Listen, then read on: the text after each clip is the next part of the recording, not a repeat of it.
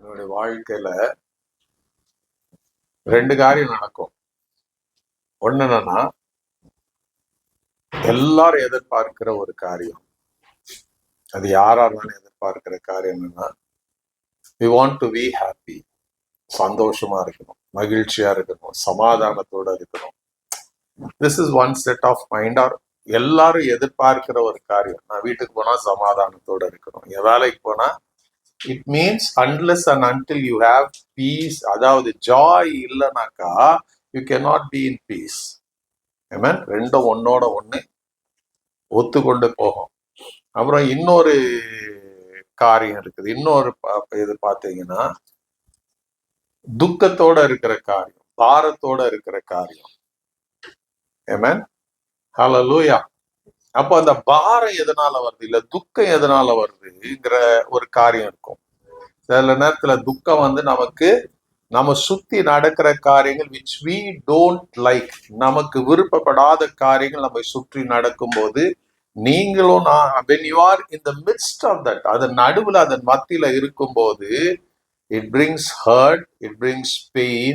நமக்கு அது ஒரு கஷ்டமான ஒரு காரியமாக, we don't want that environment. அந்த environment நமக்கு விரும்புகிறவர்கள் அல்ல.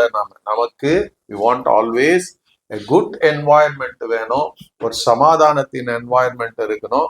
ஸோ அதை தான் நம்ம எதிர்பார்ப்போம்.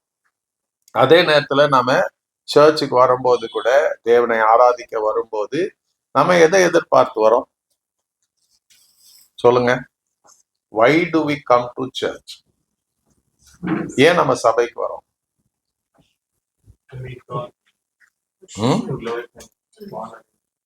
இந்த மாதிரி நிறைய காரியம் நமக்கு நம்ம சொல்லிட்டே போலாம். ஆண்டுடைய வசனத்தை கேட்ட வந்த, கர்த்தரன் ஆராதிக்க வந்தேன், இப்படி நம்ம நிறைய காரியங்களை நம்ம சொல்லலாம். பட் ஒரு காரியம் நமக்குள்ள தெளிவா இருக்கணும்னா, ஏன் நான் சர்ச்சுக்கு வரேன், ஏன் நான் கர்த்தரை ஆராதிக்க வரேன்னா, I come to meet my God. நான் ஏன் வரேன் சர்ச்சுக்கு, ஏன் நான் வரேன்னா, ஒரு நோக்கம் நமக்கு தெளிவா இருக்கணும். I want again and again நான் உங்களுக்கு சொல்ல விரும்புகிறேன், எவ்ரி டைம் நீங்க வரும்போது உங்களுக்குள்ள ஒரே ஒரு நோக்கம் தான் இருக்கணும், ஒரே ஒரு மைண்டு தான் இருக்கணும், ஏக சிந்தைய ஒண்ணுதான் இருக்கணும். என்னன்னா, நான் எதோ போல, நான் எங்கேயோ போகிறேன், ஏதோ ஒரு ஆராதனை கூடாரத்துக்கு போறேன், but God, I want to meet you. அந்த இடத்துல மத்தவங்க உங்களை பாக்குறாங்களே இல்லையோ, மத்தவங்க உங்களை சந்திக்கிறாங்களே இல்லையோ, நான் என்னுடைய நோக்கம் என்னன்னா, நான் உண்மை பார்க்கணும் ஆண்டவரே. I want to have a meeting with God. சர்ச்ங்கிறது அதே, சபைங்கிறது அதுதான். எனி பிளேஸ், ஒரு இங்க நாம ஞாயிற்றுக்கிழமை ஒரு நாள் எல்லாரும் கூடி நாம ஆராதிக்கிறோம். எவ்ரி டைம் நீங்க உங்க ஜெப கிளாசெட்டுக்குள்ள நீங்க ஜெபத்துக்கு போகும்போது, ஜெபிக்கிறதுக்கு நீங்க அந்த எண்ணம் வந்து அந்த ஜெபத்துக்கு போகும்போது, ஏதோ நான் போய் ஜெபிக்கணும்னு போகிறது, அது எல்லாரும் பண்ற ஒரு காரியம். Everybody have that idea. எல்லாருடைய மைண்டுக்குள்ள நான் ஆண்டு போய் ஜெபம் பண்ண, நான் பாட்டு பாடணும், நான் ஆராதிக்கணும், நான் ஸ்தோத்திரம் பண்ணோம், இதுதான் இருக்கும். ஆண்டவர்ட்ட இதெல்லாம் சொல்லணும், இதெல்லாம் சொல்லணும், இதெல்லாம் சொல்லணும்.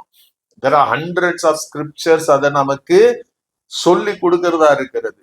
பட் அதுல முக்கியமான ஒரு காரியம் என்னன்னா, நான் ஏன் ஜெபிக்கிறேன், நான் ஏன் என் ஜெப அறைக்குள்ள போகிறேன், நான் காலையில எழுந்த மாத்திரத்துல ஏன் நான் ஜெபத்துல இருக்கிறேன், ஏன் நான் பைபிள படிக்கிறேன்னா, I want to meet God. எந்த ஒரு மனுஷனும் தேவனை சந்தித்த பிறகு அவனுடைய வாழ்க்கை இருக்கிற வண்ணமாக இருக்கவே முடியாது. His life changes. இன்னைக்கு ஏன் நம்முடைய வாழ்க்கை, இத்தனை பேர் இருக்கிறோம், நம்முடைய வாழ்க்கையில ஒரு மாற்றம் இல்லாம இருக்குது. we come we go, we come we go, வசனம் கேட்கிறோம், எல்லாம் இருக்கிறது, பட் நமக்குள்ள ஒரு மாற்றம் வராம இருக்குது. யோசித்து இருக்கிறீங்களா? என்னைக்கெல்லாம் உங்களுக்குள்ள கேள்வி கேட்டு இருக்கிறீங்களா, ஏன் ஆண்டவரே, why I am living like this? ஏன் நான் இப்படி இருக்கிறேன்? இங்க இருக்கிற எல்லாருக்கும் தெரியும், நீங்க தேவனுக்கு எவ்வளவு பிரயோஜனமா இருக்கிறீங்களா, பிரயோஜனமற்றவர்களாக இருக்கிறீங்கன்னு உங்களுக்கு தெரியும். உங்க ஜெபம் எப்படி இருக்கிறது, உங்க வாழ்க்கை எப்படி இருக்கிறது உங்களுக்கு ஒவ்வொருவருக்கும் நல்லா தெரியும்.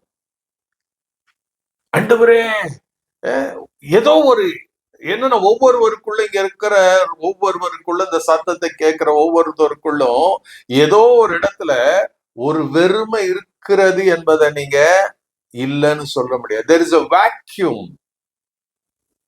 ஒவ்வொரு உள்ளத்திலையும் ஒவ்வொரு மனுஷனுக்குள்ளயும் ஒவ்வொரு சகோதர சகோதரிக்குள்ள ஏதோ ஒரு இடத்துல ஒரு வேக்யூம்னால நீங்க இந்த சத்தத்தை கேட்கும் போதே you know that there is a vacuum inside of you. அந்த வேக்யூம் இருக்கிறதுனால you are unable to live the quality life that God has called you to live. ஒவ்வொருடைய வாழ்க்கையிலும் தேவனுடைய அழைப்புங்கிறது மிகவும் உன்னதமான அழைப்பா இருக்கிறது. Never in the Bible God has called any person, எந்த மனுஷனும் எந்த மனுஷியும் ஒரு சாதாரணமா வாழ்க்கை வாழ்வதற்காக தேவனுடைய அழைப்பு இருக்கிறது நீங்க பைபிள்ல முழுக்க நீங்க பார்க்க முடியாது. எல்லாருக்கும் அழைப்பு, மேன்மையான அழைப்பு. சவுலுக்கு மேன்மையான அழைப்பு, இஸ்ரவேலுக்கு ராஜாவா இருக்கணும். கழுதைக்கு பின்னாடி போனவனை ஆண்டவர் அழைச்சு ஒரு மேன்மையான ஒரு இடத்தை கொடுக்கிறார், ஒரு ராஜாவா கொடுக்கிறார், மாத்துறாரு. அவனுடைய choice. he never lived to the potential, to the ஆண்டவருடைய அழைப்புன்னு அந்த மேன்மைக்குள்ள அவன் வாழாம போயிட்டான். because he chose the other thing.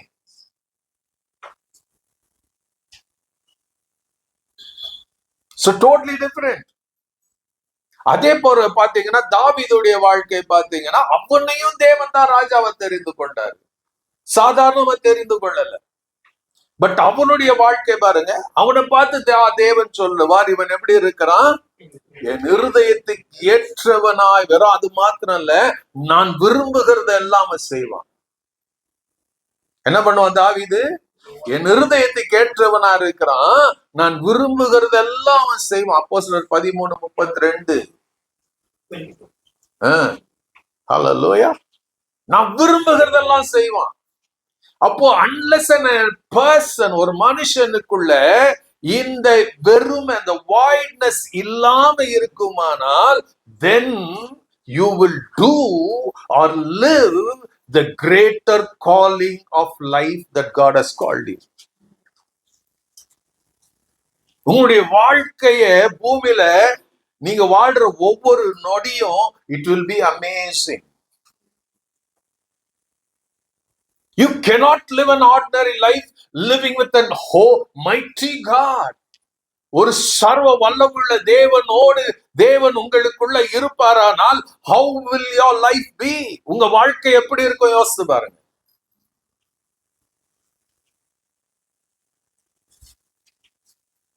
Everyone in the Bible, வேதத்துல சொல்லப்பட்ட அத்தனை பேரும் they knew who God was. இந்த தேவன் எனக்குள்ள என்னோட இருக்கிறதுனால they did mighty things. They lived an extraordinary life. They lived extraordinary life. ஏன் இந்த பைபிள்ல எழுதப்பட்டு இருக்கிறது? ஒரு சாதாரண மனுஷன் இப்படி இருக்க முடியுமானால், ஒரு மீன் பிடிக்கிறவன், படிப்பு அறிவில்லாதவன் இப்படி ஒரு மகிமையான வாழ்க்கை அவன் வாழ கூடுமானால், அவன் நிழல் பட்டு மக்கள் சுகமாக கூடுமானால், அவனுடைய வாயிலிருந்து புறப்படுகிற வார்த்தை பிறவி முடவனை துள்ளி குதுக்க முடியுமானால், மரித்தவனை அவனுடைய ஜெபம் எழுப்ப கூடுமானால்,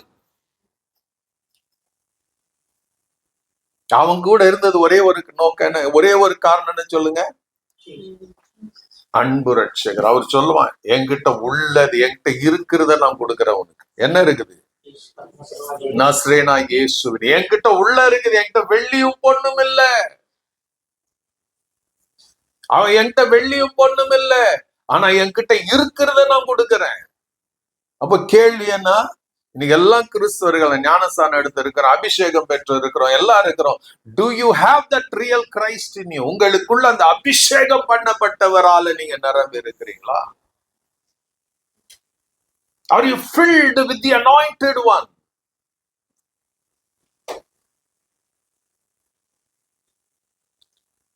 சவாலா வைக்கிறேன். Are you filled with the anointed one? அதோடைய அர்த்தம் என்ன தெரியுமா? if you are filled with Jesus, anointed one-னா கிறிஸ்து, கிரைஸ்ட்னா அபிஷேகம் பண்ணப்பட்டவர். அந்த அபிஷேகம் பண்ணப்பட்டவரால நீங்க அபிஷேகம் பண்ணப்பட்ட அவர் உங்களுக்குள்ள எனக்குள்ள வாழ்வாரானால் every day you will be walking like Christ. கிறிஸ்துவின் வாழ்க்கையை தான் இந்த பூமியில நீங்க வாழ்வீங்க, பரப்புவீங்க. you sit like Christ. நீங்க அமரும் போது, நடக்கும் போது, உட்காரும் போது, பேசும் போது you will reflect Christ. கிறிஸ்துவ வெளிப்படுத்துகிறவர்களாக இருக்கிறோமா? கிறிஸ்துவின் வாழ்க்கை வாழ்கிறவர்களாக இருக்கிறோமா? இல்ல அன்னைக்கு நம்ம எப்படி இருக்கிறோம்? இந்த வாழ்க்கை இருக்கும் இல்லனாக்கா நான் விரும்புறேன், நான் எனக்கு இப்படி இருக்கணும், எனக்கு இப்படி இருக்கணும், நான் கிறிஸ்துவ இல்ல, நீரு we blame each other and live that life. காரணம் என்ன தெரியுமா? அந்த வெறுமை இன்னைக்கு நிறைவா மாறணும். Christ should come and abode. உங்களுக்குள்ள வந்து அந்த நிறைவு, அந்த வெறுமையை நிறைவாய் அவர் மாற்றணும். Hallelujah. இந்த வாரம் முழுக்க I was burdened with many things.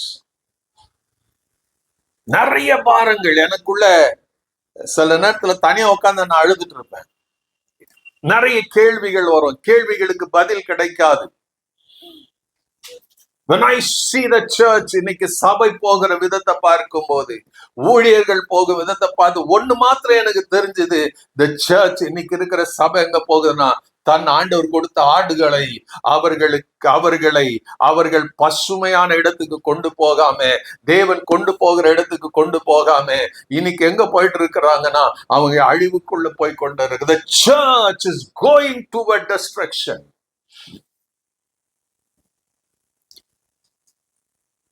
இன்னைக்கு சபைக்குள்ள more than the word of God மனுஷனுடைய சத்தம் கேட்கப்படுகிறது. என்ன தெரியுமா?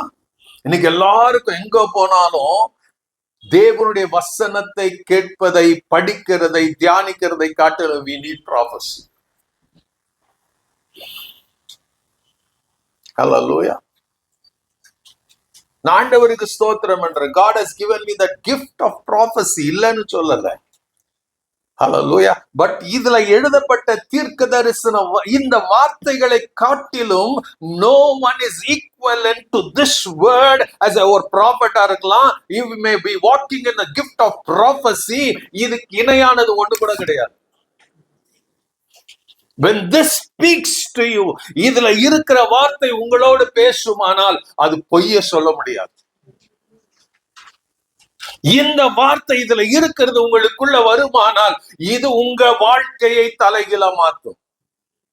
எப்ப மனுஷனுடைய சத்தத்தை கேட்கிறீங்களா, அவங்க அதை சொன்னாங்க, இவங்க இதை சொன்னாங்க, it will destroy you. நல்லா தெரிஞ்சுக்கங்க. உங்க டைரக்ஷனை மாத்தும், உங்க தரிசனத்தை மாத்தும், உங்க பரிசுத்த வாழ்க்கையை மாத்தும், உங்க அழைப்பை கூட மாத்திரும். அது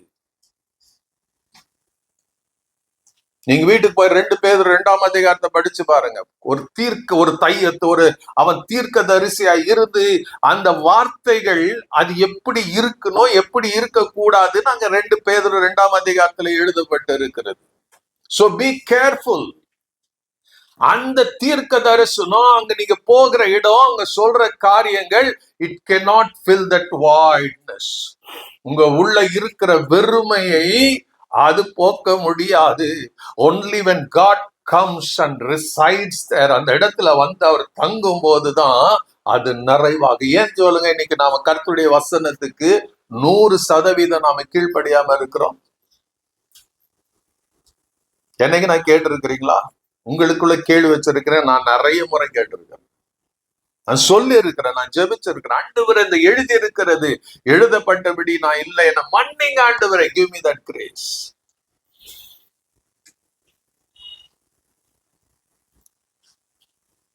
ஏன்னா வசனத்துக்கு வசனம் சொல்ல, இந்த வசனத்தின்படி நான் இருப்பேன். ஆனால் அப்போதான் ஆண்டவர் இந்த மேன்மையான வாழ்க்கை எனக்கு வச்சிருக்கிறேன் ஆண்டவர் சொல்லி இருக்கிறாரு. ஏன் நான் மேன்மையான வாழ்க்கை வாழாம இருக்கிறேன்னா, நான் அவருடைய வசனத்துக்கு அவர் எதிர்பார்க்கிற கீழ்ப்படிதல் என்கிட்ட இல்லை. Because of my disobedience to the word of God, God is unable to execute what is in the word. அவருடைய வார்த்தையில் இருக்கிற மகிமையை வெளிப்படுத்துவதற்கு கர்த்தரை நாம தடை பண்ணி கொண்டிருக்கிறோம். I'm pushing God back.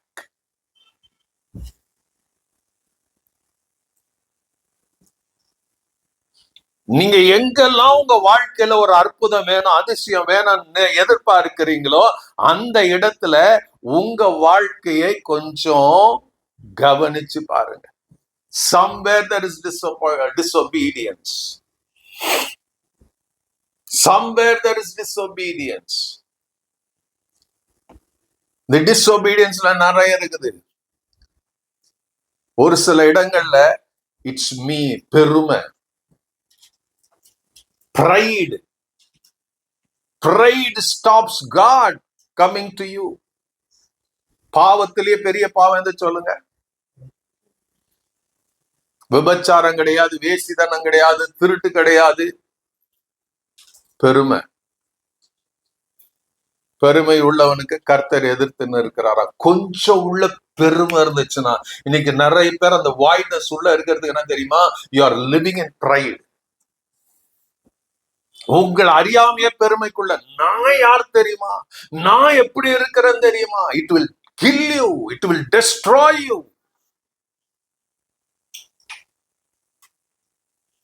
பிரைடுங்கிறது நல்லா தெரிஞ்சுக்கங்க, அது தெரியவே தெரியாது.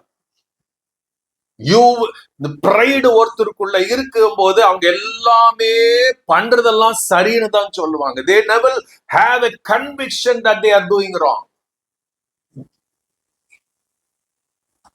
யோசித்து பாருங்க, இந்த இடத்துல இருக்கிற this has happened in everybody's life. Pride இருக்கிறவங்களுக்குள்ள ஒரு கேரக்டர் வரும், everything they say is right. எல்லாரும் பெயர் அவங்க சொல்றது மாத்திரம் தான் ரைட். அது இருந்தாக்கா பெருமை உங்களுக்குள்ள இருக்கிறது என்பதை மறந்துடாதீங்க. பெருமை உள்ளவனுக்கு கர்த்தர் எதிர்த்து நிற்கிறார், தாழ்மை உள்ளவனுக்கு தான் கர்த்தர் கிருபை கொடுக்கிறார். ஜேம்ஸ் சாப்டர் 4ல நீங்க அது எழுதப்பட்டிருக்கும், 5ஆம் வசனம் 6ஆம் வசனம் எழுதப்பட்டு இருக்கும். So be watchful. இன்னைக்கு I pray, என்னுடைய ஆசை, என்னுடைய விருப்பம், என்னுடைய ஜெபம், என்னுடைய ஏக்கெல்லாம் ஒன்னே ஒண்ணுதான், உங்களுக்குள்ள இருக்கிற அந்த வெறுமை நீங்கணும். என்னுடைய ஆசை விருப்பம் எல்லாம் அந்த வெறுமையான இடத்துல கிறிஸ்துவினால நீங்க நிரப்பப்படணும். My prayer is God may fill you that void with His presence. அவருடைய பிரசன்னத்தினால நீங்க நிரப்பப்படணும்.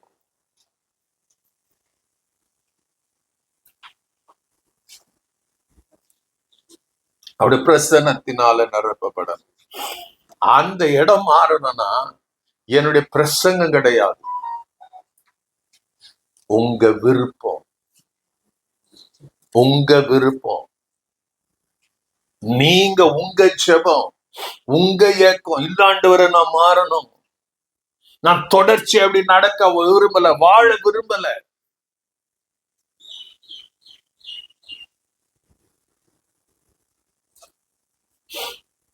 இயேசு சொல்லிட்டார் இப்படிதான் நீங்க இருக்கணும்னு. மத்தேயு 5:13-14 படிச்சீங்கன்னா ஆண்டவர் சொல்லுவாரு, என்ன சொல்லுவாரு? நீங்க பூமிக்கு யாரா இருக்கிறீங்க? உப்பா இருக்கிறீங்க. உப்பா இருக்கிறோமா? Are you salt to this earth? பூமிக்கு உப்பா இருக்கிறோமா? உப்பு நானங்க. உப்பு நீங்க மூட்டை மூட்டையா உப்பு வீட்டுக்குள்ள வச்சிருந்தாலும் அது பிரயோஜனப்படாது. ரைட்? உப்பு எல்லாம் பாத்தீங்கன்னா இட் இஸ் தி சீப்பஸ்ட் ப்ராடக்ட்ல ஒரு ப்ராடக்ட் சால்ட். ரைட்? ஆமாவா இல்லையா? நம்ம ஒரு பேக்கெட் உப்பு வாங்கினாலும் அது 6 மாசம் வரும். எங்க வீட்டுக்கெல்லாம் வரும், 1 வருஷத்துக்கு வரும். உங்களுக்கெல்லாம் எனக்கு தெரியாது. ரைட்? அந்த இத்தினோண்டு உப்பு, சும்மா கொஞ்சம் உப்பு நீங்க அந்த அந்த கொழும்புலையோ அதை நீங்க செய்யற பதார்த்தத்துல போட்டீங்கன்னா அதோடைய ருசியே மாறிடுது. மாறதா இல்லையா? உப்பு அதிகமா போட்டீங்கன்னா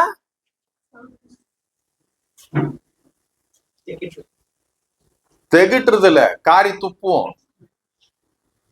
திகட்டுறது ஓவரா சாப்பிட்டுரும். உப்பற்ற பண்டம். நீங்க இந்த உப்பு இல்லாதது குறிச்சு யோபு எழுதுவார். யோபு 6:6 படிங்க. ருசி இல்லாத பதார்த்தத்தை உப்பு இல்லாமல் சாப்பிடக்கூடுமோ? சரி, எவ்வளவு பேரு நீங்க உப்பு போடாம சாப்பிடுறீங்க? சில நேரத்துல நான் சாப்பிடுறேன், அது வேற விஷயம். சர்க்கரையும் போட மாட்டேன், உப்பு போட மாட்டேன். உங்ககிட்ட ஒரு கேள்வி, உப்பு போடாம எவ்வளவு பேர் சாப்பிடுவீங்க? அந்த உப்பு இத்தினூண்டு ஒரு சிட்டிக்கு அந்த உப்பு போட்டாதான் அந்த டேஸ்ட் இல்லாத சாப்பாடு கூட சமையல் டேஸ்டா மாறிடும். ரைட்? ஆண்டவராக இயேசு கிறிஸ்து எங்க என்ன சொல்றாரு? நீங்க பூமிக்கு உப்பா இருக்கிறீர்கள். அதோடைய அர்த்தம்னா நீங்க எங்கேயோ ஒரு மூலையில தான் இருக்கிறீங்க, but you can bring tastiness into மற்றவருடைய வாழ்க்கையில சுவையாய் நீங்க மாற முடியும். Are you tastier to someone?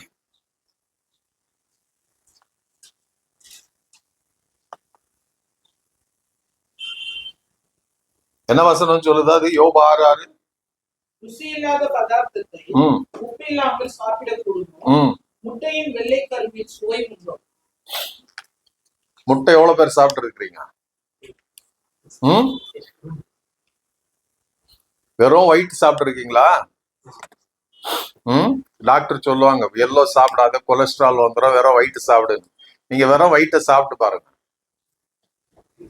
அது மஞ்சள் கருவோட சாப்பிட்டு பாருங்க, டேஸ்ட் ரொம்ப வித்தியாசம் இருக்கும். என்ன சொல்றாரு? உப்பு ருசி இல்லாத பதார்த்தத்தை, ருசி இல்லாத பதார்த்தம் கூட அந்த உப்பை கொஞ்சம் சேர்க்கும் போது ருசி உள்ள பதார்த்தமா மாறிடும். அப்ப உங்க வாழ்க்கை ருசியா இருக்குதா, ருசி இல்லாம இருக்குதா? இன்னைக்கு உங்களை சுத்தி இருக்கிறவங்களுடைய வாழ்க்கையில ருசி இல்லாம தான் இருக்கிறாங்க. எத்தனையோ கர்த்தருடைய பிள்ளைகளுடைய வாழ்க்கையில ருசி இல்ல, சந்தோஷம் இல்ல, மகிழ்ச்சி இல்ல, ஏதோ ஒரு குறைபாடு, ஏதோ ஒரு வேதனை. ஐயோ என்ன வாழ்க்கை, என்ன வாழ்க்கை, என்ன வாழ்க்கைன்னு வாழ்ந்துட்டு இருக்கிறாங்க. Hallelujah. Can you bring that change in that life? அந்த குடும்பங்கள் அந்த மாற்றத்தை கொண்டு வர முடியுமா?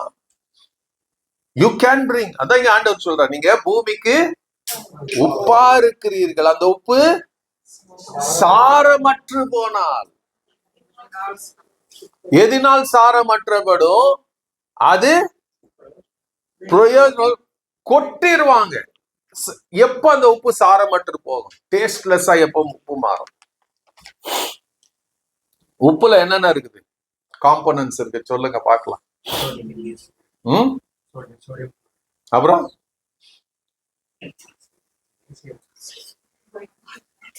வேற பயாலஜி கிளாஸ் எடுக்கணும் அப்ப நான். ரைட்? அந்த உப்பா வர்றதுக்கு இன்னைக்கு பல எல்லா இன்கிரீடியன்ஸ் எல்லாம் எதையோ போட்டு ப்ரிசர்வேட்டிவ்ஸ் எல்லாம் போட்டு பவுடர் அரைச்சு எல்லாம் கொடுக்குறாங்க. One day the sun produced it. சூரியன் தான் கடல் தண்ணியை உப்பாய் மாற்றி கொடுத்தது. In the olden days the salt was very precious, very precious. விளையேற ரொம்ப கனம், அதாவது கனம் போறதுனதா உப்பு இருந்தது. அத வாங்கி போட்டு வாங்குவாங்க. காரணம் என்னன்னா, இன்னைக்கு நம்ம கிட்ட இருக்கிற ஃப்ரிட்ஜ் அன்னைக்கு இல்ல, ஃப்ரீசர் அன்னைக்கு இல்ல. அதனால இந்த பதார்த்தங்கள்ல கெட்டு போகாம இருக்கிறதுக்கு என்ன யூஸ் பண்ணாங்க? உப்பதான் யூஸ் பண்ணாங்க. எவ்வளவு பேர் கருவாடு சாப்பிட்டு இருக்கீங்க?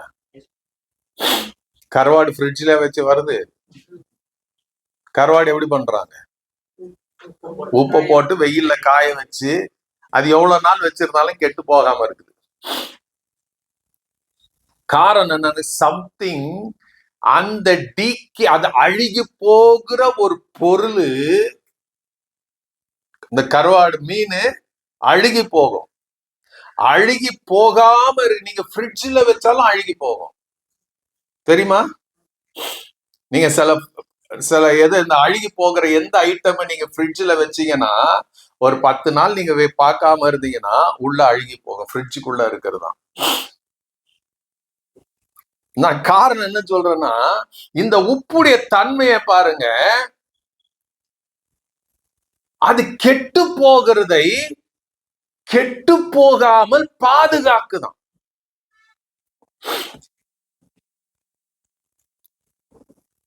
அப்ப ஆண்டவர் சொல்ற, நீங்க உப்பா இருக்கிறீங்கன்னா நீங்க எப்படி இருக்க முடியும்?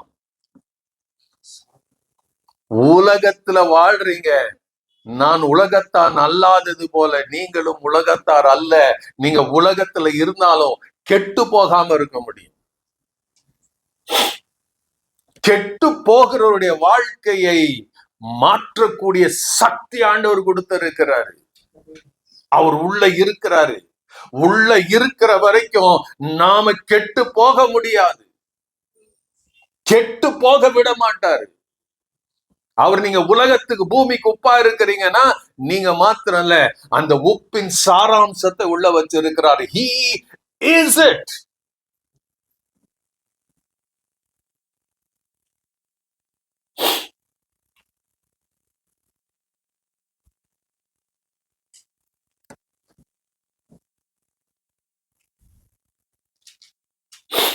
ரெண்டாவது அங்க சொல்லும் 14ஆம் வசனத்துல, விளக்கை கொளுத்தி எங்க வைப்பாங்க? கீழே வைக்காம விளக்கு தண்டின் மேல் வைப்பார்கள். அதை சொல்லிட்டு ஆண்டவராகிய இயேசு கிறிஸ்து உடனே சொல்வார், நீங்க உலகத்துக்கு யாரா இருக்கிறீங்க? வெளிச்சம். You are the light of this world. உலகத்துக்கு நீங்க வெளிச்சமா இருக்கிறீங்க. படிங்க அந்த வசனத்தை. You are the light of the world, like a city on a hilltop that cannot be hidden. No one lights a lamp and then puts it under a basket. Instead, a lamp is placed on a stand where it gives light to everyone in the house. In the same way, let your good deeds shine out for all to see, so that everyone will praise your heavenly Father. இங்க நீங்க உலகத்துக்கு வெளிச்சமா இருக்கிறீங்கன்னா, இப்ப எவ்வளவு mobile on பண்ணி torch அடிச்சிட்டு இருக்கிறீங்க, அந்த வெளிச்சம் இல்ல. your deeds, உங்க வாழ்க்கை எப்படி வாழ்றீங்க, உங்க நெய்பர்ஸ் நடுவுல எப்படி வாழ்றீங்க, உங்க வீட்டுக்குள்ள எப்படி வாழ்றீங்க, உங்க வார்த்தைகள் எப்படி இருக்குது. அவர் சொல்றாரு, உங்க இந்த வெளிச்சம், ஆண்டவர் சொல்றாரு, யூ ஆர் தி லைட். அதாவது ஆண்டவர் என்ன சொல்ற, நீங்களே லைட்டா கூட, நானே ஒளியா இருக்கிறேன். when I come and live in you, உங்களுக்குள்ள நான் வந்து வாசம் பண்ண ஆரம்பிச்சா அது என்ன இருக்கும்? you will begin to change. you will, நீங்க when I live in you, you will, நீங்க உலகத்துக்கு வெளிச்சத்தை கொடுப்பீங்க. you will bring light. அதாவது வெளிச்சம், அந்த லைட்டுங்கிறது லைஃப்.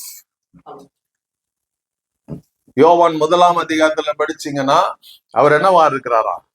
அவர் உலகத்தில் வந்த ஒளியா இருக்கிறார். அவருக்குள் ஜீவன் இருந்தது, அந்த ஜீவன் மனுஷருக்கு ஒளியா இருந்தது. It was light to man.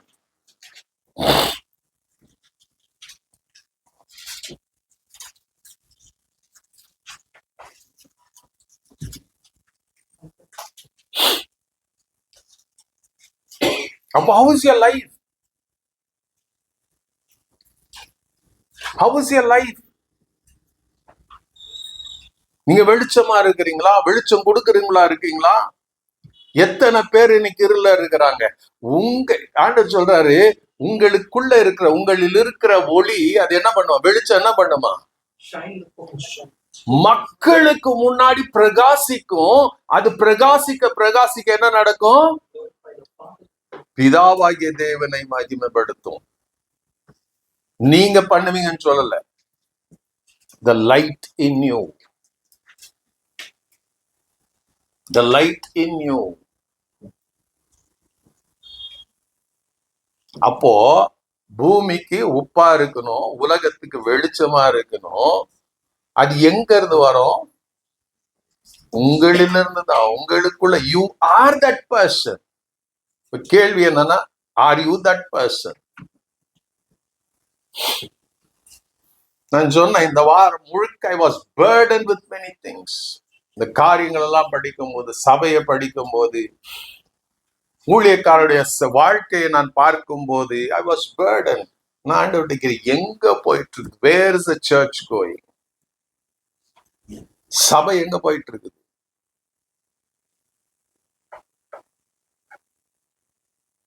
Where are you going? நீங்க எங்க போயிட்டு இருக்கிறீங்க? Where are you going? உங்களுக்கு தெரியுதா? உங்களுக்கு புரியுதா நீங்க எங்க போறீங்கன்னு? உங்களுக்கு என்னுடைய பாதை கரெக்டா இருக்குதான்னு என்னைக்கு நான் கேட்டு இருக்கிறீங்களா?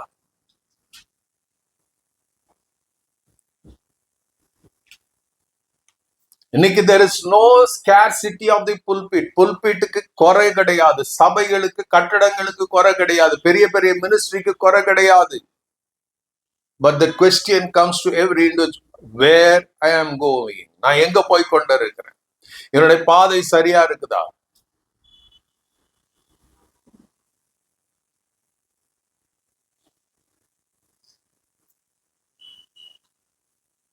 இன்னைக்கு உள்ள if you have full of Christ in you, ஒண்ணு நடக்குங்க. You will be burning for Christ. கிறிஸ்துவுக்காக எரிந்து கொண்டு இருப்பீங்க. passionless Christians இருக்கவே முடியாது. எல்லாம் தூங்குறது போல உங்களால தூங்க முடியாது.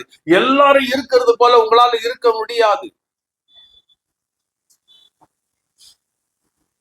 இன்னைக்கு நேத்தைக்கு நான் சொன்ன பெரிய பெரிய எழுப்புதல் வருவதற்கு காரணம் என்ன தெரியுமா? they sacrifice themselves. ஜெபத்துல, உபவாசத்துல they said we want. ஆண்டவரே, அவங்க நிரப்பப்பட்டாங்க. நிரப்பப்பட்டதுனால that flame burst forth. அவங்கள சுத்தி இருக்கிற இடத்துல பத்தி எரிய ஆரம்பிச்சு. நான் பேசுறது பெருசு இல்ல, நான் கேட்கிறது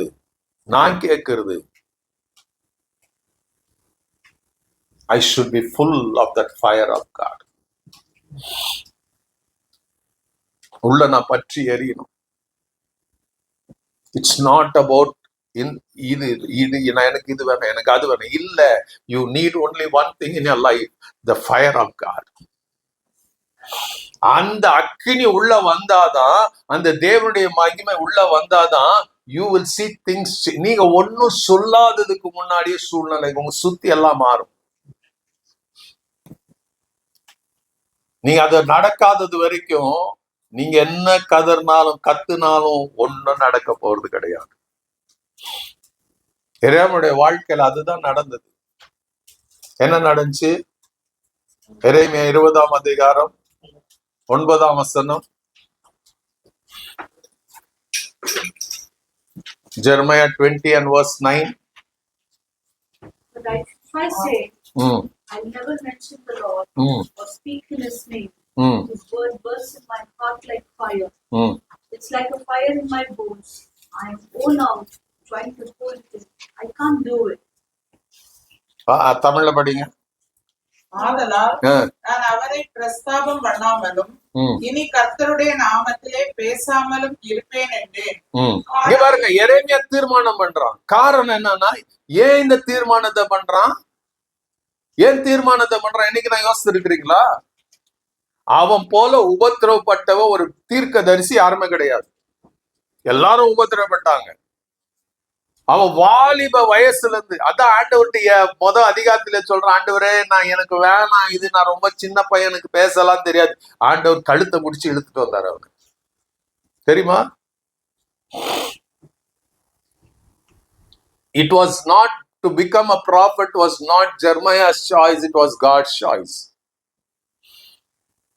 நல்லா தெரிஞ்சுக்கங்க, சில காரியங்கள் உங்க வாழ்க்கையில் போகிற பாதையில உங்களுக்கு பிரியமில்லாத பிடிக்காததா இருக்குதுன்னா God has pulled you from somewhere, உங்களுக்கு வேற ஒரு பாதையில கொண்டு போய் கொண்டு இருக்கிறார். Don't retract to the old path. அவன் வேணாம்னு சொன்னான், ஆண்டவர் கழுத்தை பிடிச்சு இழுத்துட்டு வந்தார். நீ போ, தெரியாதுன்னு சொல்லாத, நான் சொல்றத சொல்லு, அவ்வளவுதான். நான் உனக்கு காட்டுறத பாரு, நான் சொல்றத செய், பேசு, அவ்வளவுதான் வேலை. அதனால வந்தது அவனுக்கு பிரச்சனை தான். அடி, உத, சிறைச்சாலை,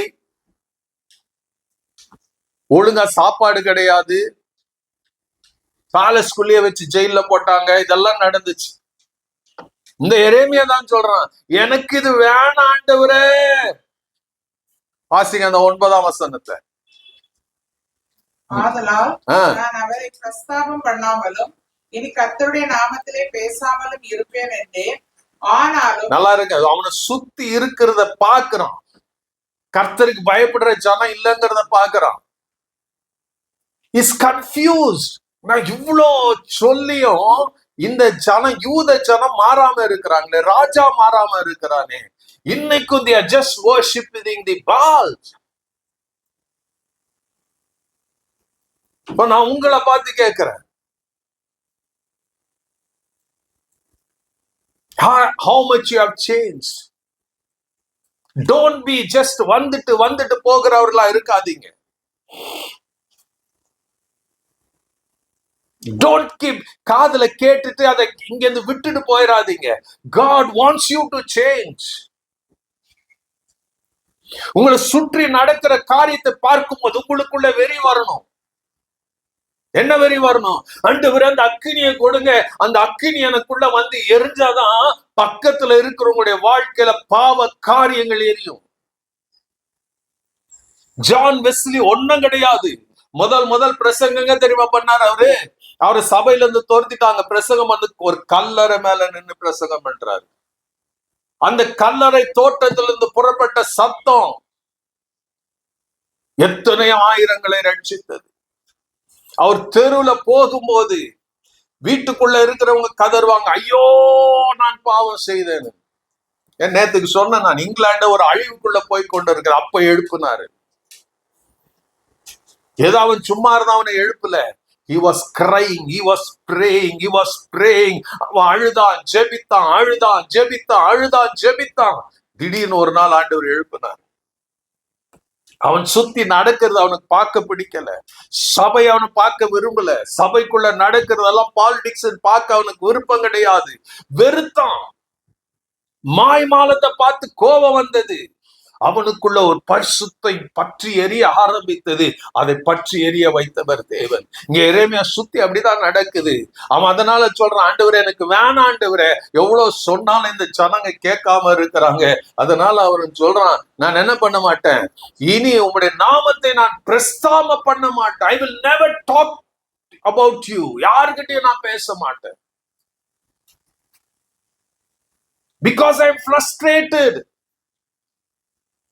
Do you feel frustrated? உங்களுக்குள்ள வரணும். இன்னைக்கு நான் பார்க்கறதெல்லாம், இந்த வாரம் முழுக்க நான் பார்த்தது என்ன துக்கப்படுத்தினதெல்லாம், இன்னைக்கு many have become அனலும் இல்லாமது குளிரும் இல்லாத ஒரு நிலைமைக்கு போய் கொண்டு இருக்கிறோம். லவோதிகா சபையை போல. We don't have that beginning, அந்த passion இல்ல, அந்த வைராக்கியம் இல்ல.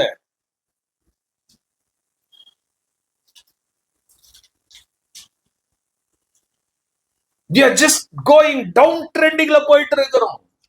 There is no glory. அந்த ஆராதனையில, துதியில, ஜெபத்துல I couldn't see, you are unable to see the glory, the manifesting presence of God. But you pray. ஜெபிக்கிறோம், துதிக்கிறோம், எல்லாம் இருக்குது. Do you see the presence of God? Do you understand the manifesting presence of God?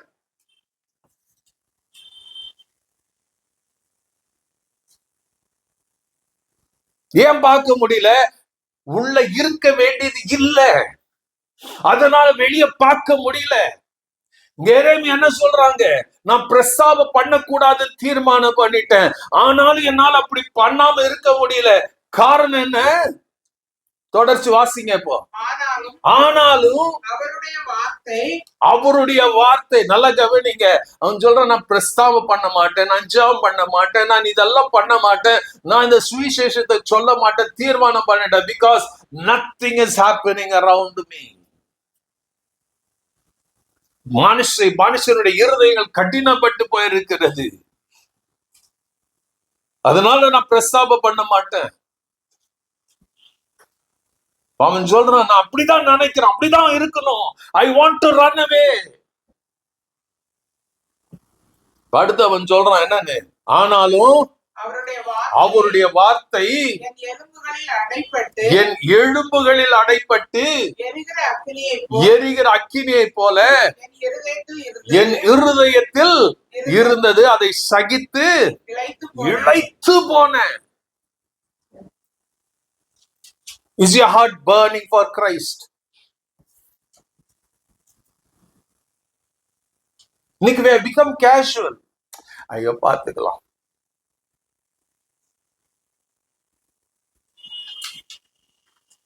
காம்ப்ளெக்சிட்டிக்குள்ள வந்துட்டோம், ரிலாக்ஸேஷனுக்குள்ள வந்துட்டோம்.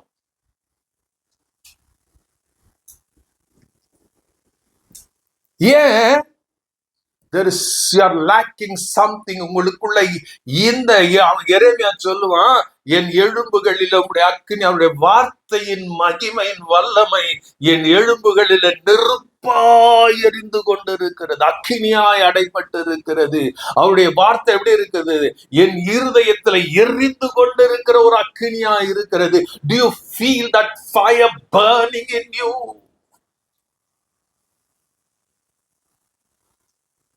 எது உங்களுடைய இருதயத்துல எரிந்து கொண்டிருக்கிறது? What is burning in your heart? It's all about you. நானு என்னுடையது, இதை குறிச்சு எரிஞ்சிட்டு இருக்குதா? இல்ல, நான் கர்த்தருடைய வார்த்தையினால நிரப்பப்பட்டு இயேசுவினால உங்க இருதயம் எரிந்து கொழுந்து விட்டு எரிந்து கொண்டு இருக்கிறதா? உள்ள இயேசு எரியலனா, அந்த இருதயத்துல அவர் நிரப்பப்படலனா, அந்த வாய்டு இருக்கும். அந்த வாய்டு உன்னை தவறான வழிக்கு கொண்டு போகும். Ask yourself.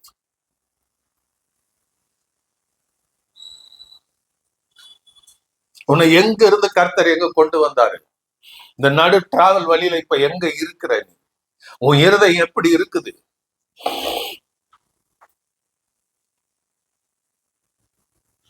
என் எலும்புகளில் அடைப்பட்ட அக்கினியாக என் இருதயத்தில் எப்படி இருக்குது? பற்றி என் இருதயத்துல அக்கினியாய் அது எரிந்து கொண்டிருக்கிறது. அது சகிக்க கூடாது. I am unable to. அதோட எரேமியா என்ன சொல்றான்னா, I want to slip away, but what is inside என்ன பண்ணுதுங்க? It's pushing me forward. மரணமே வந்தாலும் ஆண்டவர் சொல்றாரு, இதெல்லாம் உள்ள எரிகிற இந்த உள்ள வந்த மாற்றம், it's pushing me towards the gospel of Jesus. உங்களை முன்ன தள்ளுதா? இல்ல போதும் இது, I will relax. Is the burning உள்ள அக்கினி எரிந்து உங்களை ஜெபத்துக்கு நேரா தள்ளுதா? ஊழியத்துக்கு நேராய் தள்ளி கொண்டு இருக்கிறதா? இல்ல ரிலாக்ஸ்டா இருக்கணும்னு சொல்லி கொண்டு இருக்கிறதா? Are you feeling? What is your feeling?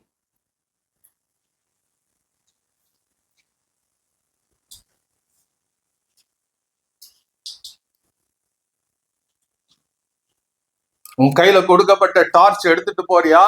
இல்ல கையில புடிச்சிட்டு உட்கார்ந்து இருக்கிறியா? What are you doing?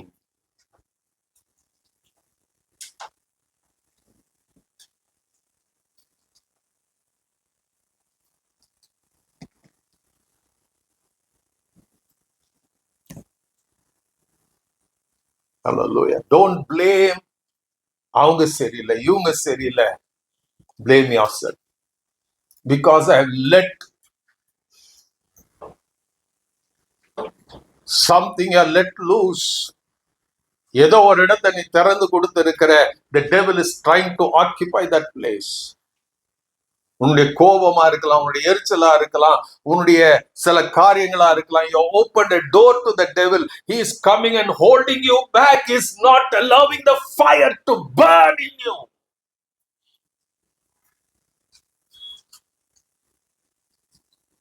இந்த கர்த்தருடைய வார்த்தை சாதாரணமா நினைக்காதீங்க. சங்கீதம் 29 படிச்சு பாருங்க. சங்கீதம் 29 திருப்பி கொள்ள படிச்சு பாருங்க. அங்க என்ன சொல்லுது? Psalm 29.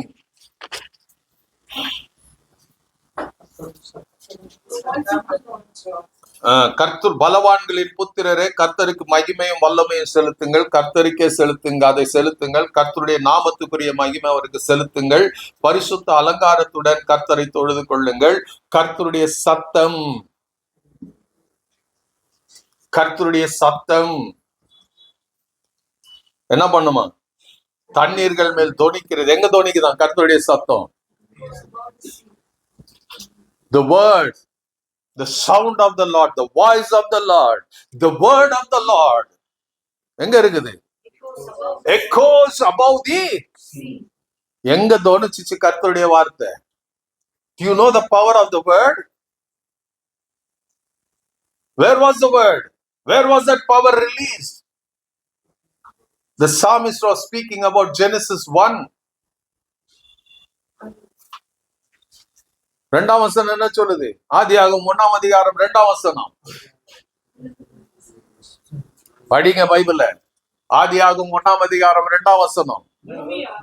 பூமியானது ஒழுங்கின்மையும் வெறுமையுமா இருந்தது, ஆழத்தின் மேல் இருள் இருந்தது, தேவ ஆவியானவர் ஜலத்தின் மேல் அசைவாடி கொண்டிருந்தார். 3ஆம் வசனம். ஆமென்.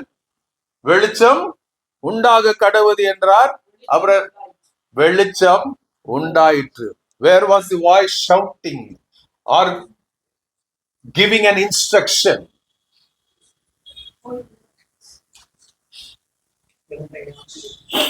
கர்த்தருடைய சத்தம் தண்ணீர்களுக்கு மேல தொனித்தது. When God spoke that word, there was only water around. There was darkness around. அந்த இடத்துல தான் தேவனுடைய சத்தம் வந்தது. இம்மீடியட் அடுத்த நிமிஷம் everything began to change. வெளிச்சம் வந்தது, இருள் மாறினது, everything began to change. அப்ப யோசித்து பாருங்க, எரேமியா அதான் சொல்றார், that word எங்க இருந்துச்சு? எனக்குள்ள அடைப்பட்டு இருந்தது, என் எலும்புகளில் அடைக்கப்பட்டு என் இருதயத்துல எரிந்து கொண்டிருந்தது.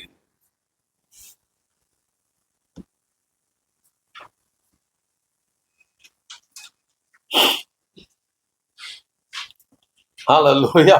கர்த்தருடைய சத்தம் 3ஆம் வசனம் மறுபடியும் பாருங்க. கர்த்தருடைய சத்தம் தண்ணீர்கள் மேல் தொனிக்கிறது, மகிமை உள்ள தேவன் முழங்குகிறார். என்ன பண்றார்? How did God speak that word? Psalm 29 and verse 3. The voice of the Lord is upon the waters. The God of glory thunders. The God of glory thunders. ஆண்டவர் வெளிச்சம் உண்டாக கடவுதுன்னு சொன்னாரே, எப்படி சொல்லி இருப்பார் அவரு? வெளிச்சம் உண்டாக கடவுது அப்படி சொல்லி இருப்பாரா? Let there be light. கர்ஜித்தார் அன்னைக்கு ஆண்டவர். Why he didn't like darkness? சிவர் எல்லாத்துக்கும் everything there is a revelation in the Bible. அவர் இங்க சொல்றாரு, கர்த்தருடைய சத்தம் தண்ணீர்கள் மேல் தொனிக்கிறது, மகிமை உள்ள தேவன் முழங்குகிறார். இங்கிலீஷ்ல சொல்ல, the voice of the Lord is powerful. The voice of the Lord is full of majesty. கர்த்தர் திரளான தண்ணீர்கள் மேல், the Lord is upon many great waters. எங்க இருக்கிறார்? எங்க இருந்தார்? ஆதியில ஜலத்தின் மேல் ஆவியானவர் அசைவாடினார். Great waters, it was, the earth was filled with water and the Holy Spirit was moving on the waters.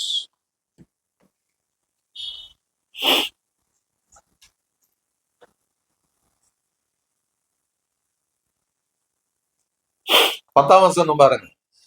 Psalm 29 verse 10. கர்த்தர் ஜல பிரவாகத்தின் மேல் உட்கார்ந்து இருக்கிறார். கர்த்தர் இப்ப எப்படி இருக்கிறாரு? ராஜாவாக இருக்கிறார். ஹல்லேலூயா. வாசல்களே உங்கள் தலைகளை உயர்த்துங்கள், அநாதி கதவுகளை உயருங்கள், மகிமையின் ராஜா உட்பிரவேசிப்பார். Is the God of glory, King of glory. என்னத பண்றாரு? அங்க ஜலத்தின் மேல இருந்து அந்த சத்தத்தை தொனிக்கப்பட்டு என்ன பண்றாரு? 11ஆம் வசனத்துல கர்த்தர் தமது ஜனத்துக்கு பலன் கொடுப்பார், கர்த்தர் தமது ஜனத்துக்கு சமாதானம் அருளி அவர்களை ஆசீர்வதிப்பார். The sound of God, the word of God. எரேமியா சொல்றான், நான் இளைத்து போனேன், எனக்கு முடியல. I don't want to speak about this God. இந்த தேவனை குறிச்சு எனக்கு பேச விருப்பம் இல்லை. நீங்க தேவனை தவிர்த்து வேற எந்த காரியத்தை நீங்க பேசினாலும் தெரிஞ்சுக்கங்க, something is invading in your life. You feel down.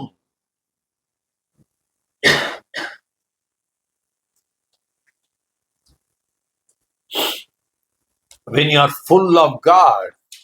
அதாவது எரேமியா இங்க சொல்லும் போது அவன் எப்படி இருந்தாங்க? He was full of God. அந்த full of God இருந்தாதான் நீங்க பூமிக்கு உப்பாவும் இருக்க முடியும், உலகத்துக்கு வெளிச்சமா இருக்க முடியும். You cannot be tasteful without மத்தவங்களுக்கு without God.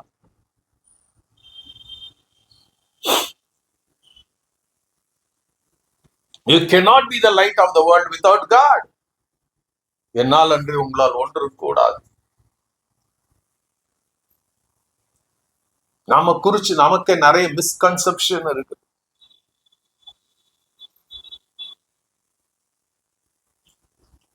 Let it be a challenge in you. நீங்க ஒவ்வொரு பரிசுத்தவானுடைய வாழ்க்கை, when this fire was burning, அவர்களுக்குள்ள யாருக்குள்ள அந்த அக்கினி எரிந்து கொண்டிருந்ததோ, they lived differently. நெகேமியாவுடைய வாழ்க்கை கவனிச்சு பாருங்க. 1ஆம் அதிகாரத்துல அவன் பாட்டுக்கு பேலஸ்ல இருக்கிறான். அவன் யார் எக்கேடு கெட்டு போனா அவனுக்கு என்னன்னு இருந்திருக்கலாம். ஆனா யாரோ வரான், வந்து அவங்க தெரிஞ்சவங்க ஃப்ரெண்டு வந்து சொல்றான், இந்த மாதிரி எருசலேம் எப்படி இருக்குது, அலங்க எல்லாம் சுட்டெரிக்கப்பட்டு இருக்கிறது. அவன் ஏன் துக்கப்படணும்? நெகேமியா ஏன் துக்கப்படணும்? நெகேமியா ஏன் அழணும்? நெகேமியா ஏன் உபவாசம் இருக்கணும்? நெகேமியா ஏன் இஸ்ரவேலின் மக்களை பாவத்தை அவன் அறிக்கப்படணும்? அவனுக்குள்ள ஏன் ஏக்கம் வரணும்? If you burn with the passion of God,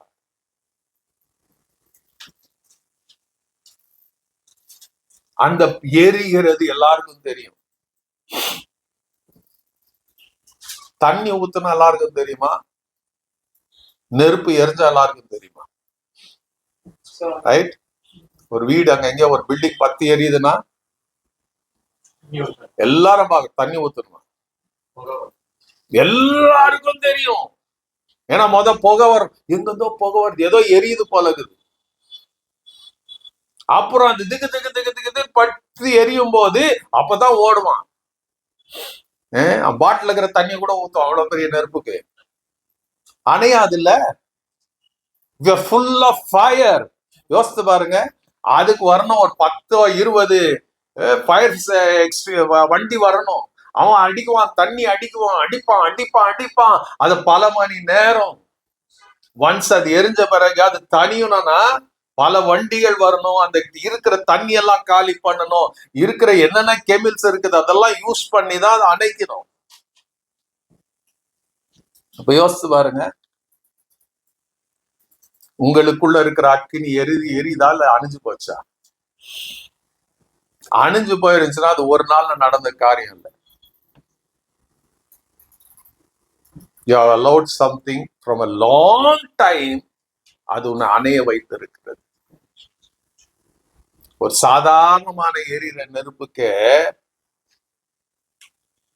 அவ்வளோ வேணும்னா, அவ்வளவு வண்டிங்க வேணும், அவ்வளவு தண்ணி வேணும், அவ்வளவு கெமிக்கல்ஸ் வேணும்னா, உள்ள தேவனுடைய அக்கினியின் மகிமை எரியுதுன்னா சாதாரணமா அது தணிஞ்சு போகிற அக்கினி கிடையாது. மோசேக்கு அதான் முச்செடி எரியுது. ஆனா அணையில. தேவனுடைய அக்கினி உள்ள வந்து எரியாருன்னா அணைக்க முடியாது. பட் அக்கினியை பெற்றுக்கொண்டவங்க உள்ள வேற காரியத்தை அலோவ் பண்ண இது வெளியே போயிடும். It doesn't happen. நல்லா சொல்றேன், ஒரு நாள் செய்யற பாவத்துல இல்ல, பல நாள், பல வருஷங்கள், சிலருடைய வாழ்க்கையில பல வருஷங்கள் கொஞ்சம் கொஞ்சமா அலோவ் பண்ணி உள்ள வந்து எப்போ இது முழுசா ஸ்டாக்கா இருக்குது, தேவனுடைய இந்த அக்கினி நின்று போயிடும். அக்கினி எரியாது. Then you lose passion to pray. ஊழியத்துல பேஷன் கிடையாது, பைபிள்ல பேஷன் கிடையாது, ஆராதனையில you can lead worship, you can praise, பாட்டெல்லாம் பாடலாம், but there will be no fire. உங்க ஜெபத்துல அக்கினி இருக்காது.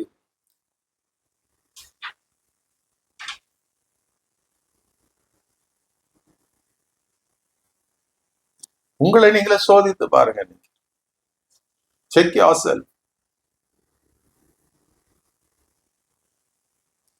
எனக்குள்ள அந்த அக்கினி எரிந்து கொண்டு இருக்கிறதா? You are for a change in this world. இந்த உலகத்துல ஒரு மாற்றத்தை கொண்டு வரதா உங்களை ஆண்டவர் வச்சிருக்கிறார். நாட்டுதை இருந்து நான் வாழ்ந்து செத்து போகிறதுக்கு அல்ல. இந்த வாரம் நான் ரொம்ப துக்கப்பட்ட, ரொம்ப I cannot explain what I went through.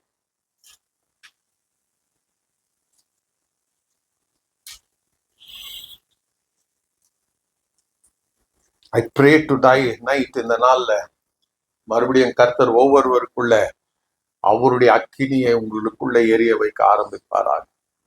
May you burn for Christ. மறுபடியும் நீங்க எழுந்து பிரகாசிப்பீர்களாக. Once again may you take the torch of Jesus. இயேசு கொடுத்த அந்த டார்ச்சை நீங்க சுமந்து கொண்டு போவீர்களாக. இந்த உலகத்துக்கு உப்பாகும், இந்த பூமிக்கு உப்பாகும், உலகத்துக்கு வெளிச்சமா மறுபடியும் இருப்பீர்களாக. உங்க சொந்தத்தை காட்டிலும் இந்த அன்பு ரட்சகரன் அழைச்சிருக்கிறாரு. அவருடைய வேலை செய்வது எனக்கு பிரதானமான வேலையா இருக்கிறதுன்னு உங்களுக்குள்ள அது மறுபடியும் அந்த சத்தம் தொனிக்கட்டும். May your attitude change, may your thought change, may your desire change. எல்லாம் இயேசுவின் பக்கமாக திருப்பப்படட்டும் என்று நாம் ஜெபிக்கிற வேண்டுகிறோம். Hallelujah.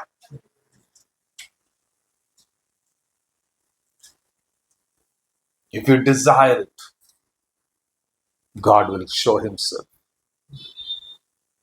சோர்ந்து போன எலியாவுக்காக தேவன் வந்தார்னா உங்களுக்காக வர மாட்டாரா?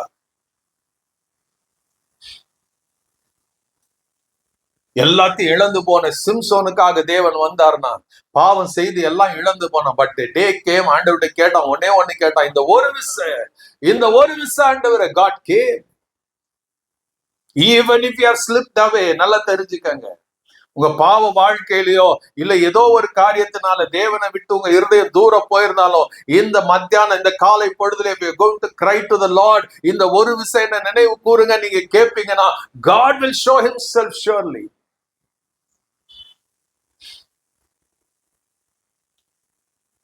அந்த இருதயம் நமக்கு வேணும், அந்த வாஞ்சை நமக்குள்ள வேணும். அது நடந்தது, அது வந்ததுன்னா நான் சொல்றேனே, நீங்க சொல்ல முடியும். மீகா சொன்னது போல, தீர்க்கதரிசி சொன்னது போல நீங்க சொல்ல முடியும். 7ஆம் அதிகாரத்துல சொன்னது போல, நான் விழுந்துட்டேன் சத்ருவே, நான் விழுந்துட்டேன்னு சந்தோஷப்படாது. நான் விழுந்தாலும் என்ன பண்ணுவேன்? நான் எழுந்திருப்பேன். தேவன் என்னை எழுப்புவாரு. தேவன் மறுபடியும் எங்க கொண்டு வாரு? என்னை வெளிச்சத்துல கொண்டு வருவாரு. ஹல்லேலூயா. அந்த வசனத்தை வாசிக்கலாமா? முடிக்கலாம். என் சத்ருவே, எனக்கு விரோதமாய் சந்தோஷப்படாதே. நான் விழுந்தாலும் எழுந்திருப்பேன். நான் இருளிலே உட்கார்ந்தால் கர்த்தர் எனக்கு வெளிச்சமாயிருப்பார். படிங்க. எனக்காக அவர் வழக்காடி என் நியாயத்தை விசாரிக்கும் மட்டும் அவருடைய கோபத்தை சுமப்பேன். அவர் என்னை வெளிச்சத்திலே கொண்டு வருவார். அவர் என்ன வெளிச்சத்துல கொண்டு வருவாரு. அவருடைய நீதியை பார்ப்பேன். அவருடைய நீதியை நான் once again God can do in your life.